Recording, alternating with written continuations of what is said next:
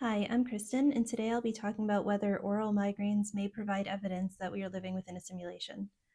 So, yesterday I was right about to have an oral migraine. I was seeing the blurriness start of one of these migraines, and it reminded me of a thought that I had about a year or two ago regarding some similarities that I had seen with my migraine visualization and the kind of mesh structure that occurs within the Unreal Engine for gaming creation. So to quickly get right into it, if you haven't experienced an oral migraine before, it's a visual migraine. So typically there are some visual cues that you'll have a migraine coming on um, maybe an hour or a few hours after having these visuals. So when the visual begins, there's kind of a type of blurring effect that occurs over the vision. It might happen over one particular eye, or it might be over both of the eyes. But this blurring sensation is called a scotoma. And so it starts out as kind of a really small spot, and it gets a lot wider until there's like a big chunk of your vision that you just can't see through anymore. It's just blurry and like a little bit darkened. And then that is when these, in my case, colorful type of fractal um, triangles start appearing on the edges, I suppose. So in my case, and in a lot of people's cases, around the edge of the blur, there'll be a sort of zigzag pattern that starts to appear. And then the zigzag it usually starts out as one kind of like low tinted color, and then it starts to get brighter and brighter. It starts out in a kind of a C shape, and then it widens. So it gets brighter and zigzaggier, more fractal like, more triangular on the edges. And it has a magenta color into like a kind of like bright turquoisey green. And then there's some kind of darker colors around the edges that might be like a navy blue or a or dark um, type of like forest green. And these all kind of blend together almost in a type of rainbow, and they go out. And then the zigzag is also kind of moving as it gets bigger and brighter.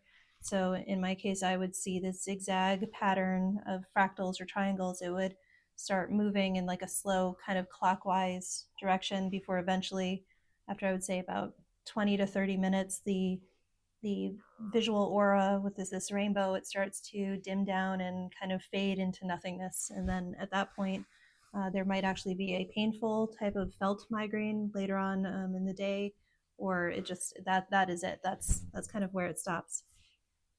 So when this first happened to me, I thought that I might have been having a stroke a few years ago. I had never experienced this, and as it was happening, it was just very confusing. And it did take a little bit of Googling to find out, oh, this is actually related to migraines, and this is something that millions of people experience, and it's kind of no big deal. But in my mind, it was so bizarre. It was so strange looking that I was just thinking, like, well, how are so many people having this happen? And nobody's delving into the really big question of, like, why does it look the way that it looks? And so while reading about oral migraines, I found out that there is only theories out there right now. There's no hard and fast truth for what causes this. But the main theory is that there is a strong electrical wave or electrical pulse that goes across the brain, and it disrupts the visual cortex of the brain. And it creates this, again, this weird blur with these fractal, zigzag, triangular like rainbow shards that move around.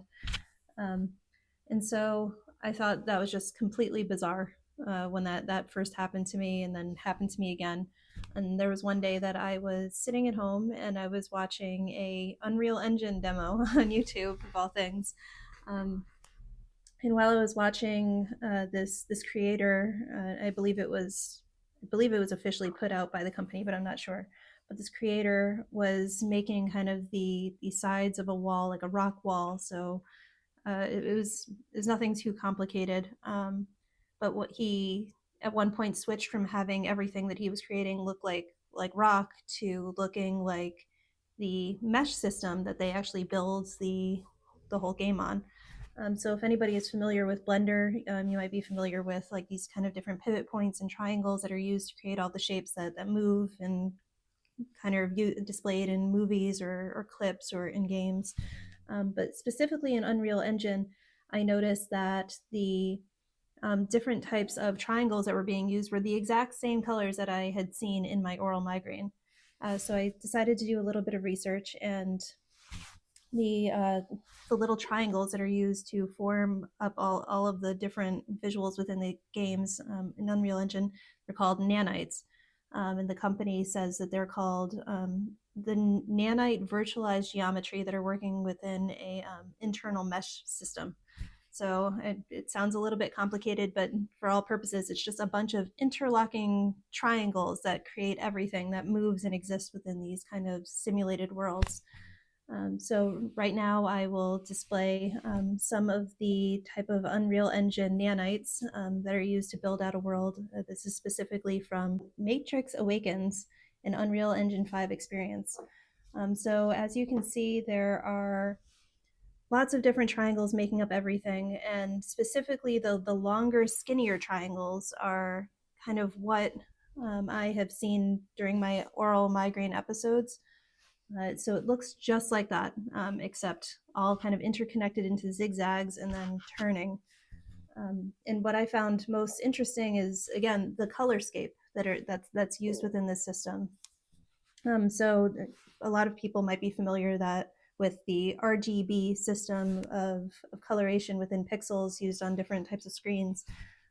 But notably, the RGB that is used within Unreal Engine and that I've also seen during my migraines is these, again, really bright magenta. It is bright turquoise. It's the very colors that you were just seeing within Unreal Engine. And this led my mind to go to a lot of different places and a lot of different things that I was thinking about as far as like, why is this? I've noticed that trying to look up other types of game simulation, game mesh images, that those colors aren't always seen within every single different company. It really seems to be mostly focused within Unreal Engine. But it did get my mind kind of turning of thinking, well, like, why on earth is this so similar? And like my mind just kept on coming back to this idea of, it's like, well, it's because we're in a simulation, we're in a simulation, we're in a simulation. And for whatever reason, those colors are the easiest for the eye to see and the easiest for the eye to kind of comprehend and process, underlaying everything else. And it also started making me think about, well, if we're in a simulation and all of this is coming through as electrical impulses, or electrical pulses rather, and it's these kind of electrical mesh systems that are creating the underlying systems for a simulation, could that also be kind of tying into how people process clairvoyance? And so, I mean, that's a much bigger question to be had, and a bigger question for anybody who might be watching this video that has aura migraines and also has clairvoyant abilities. But it did occur to me that there might be some type of connection here, that if your brain is able to work in this manner, that you are having these types of migraines and these kind of electric pulses going through your mind, is there also something that could be getting triggered within that visual cortex that's allowing for visual messages to come in from non-human intelligence, or through mediumship or any types of practices like that?